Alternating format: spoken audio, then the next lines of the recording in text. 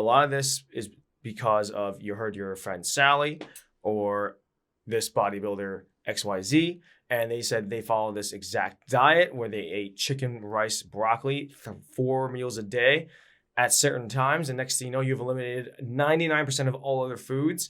And all you can think about outside of those meals is, man, how much I want to eat those foods. And that's the problem with this. The all-in mentality automatically sets you up for failure because it doesn't have you understand why things work. They just work because somebody else told them that it's going to work. That is a massive flaw in that system. What we do is we make sure that we implement slow incremental changes. And in those changes, make long-lasting returns. Because if you just keep going on and on with this very strict diet, eventually you will crash and burn.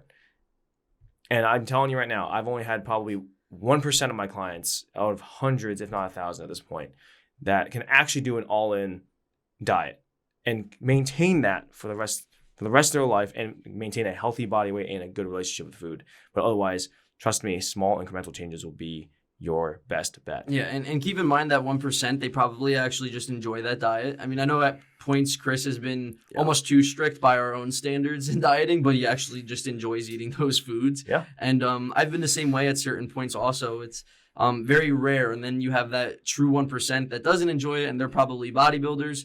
You're not looking to be a bodybuilder. You're looking to be healthy, be a part of the fit generation we're trying to create.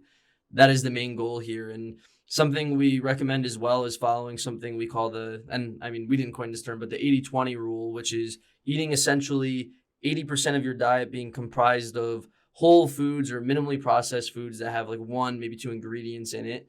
And the other 20% of your diet, as long as it falls within your daily allotment of calories and macronutrients and whatnot, whatever your goals are, anything you want. Literally anything you want, basically. As long as it's not like poison that you're like pouring down your throat, like a bottle of poison, anything you want. It's really eye-opening. It's amazing. You could kind of use different variations. Like I'm probably closer to like a 75-25 rule. Doesn't have to be perfect, but I absolutely love it because and I'm sure this will resonate with you guys listening, but a lot of people, when I start training them and going over the nutritional part of things, they get afraid and almost defensive right away because they think they're not going to be able to eat their favorite foods. I had this one lady who really just loved eating like dark chocolate bars, and the dark chocolate bars she ate were like 250 calories every day, and she thought she had to eliminate them, and she's like, I'm having trouble adhering to my diet. And I said, eat that.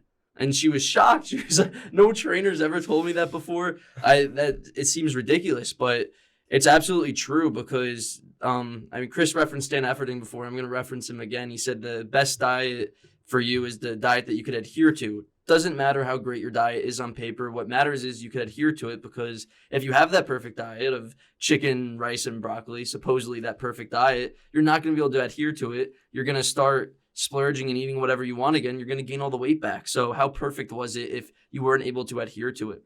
And another thing that actually eating too strict does to you is it kind of ruins your digestive system's ability to actually digest foods that you haven't been eating for a very long time. There's lots of funny stories of whether it's bodybuilders or people who just eat very strictly that ate this supposedly perfect diet of chicken, rice, and broccoli, and then they had like one piece of candy or one type of food that they didn't eat before, and they're just in the bathroom for days on end. That's me.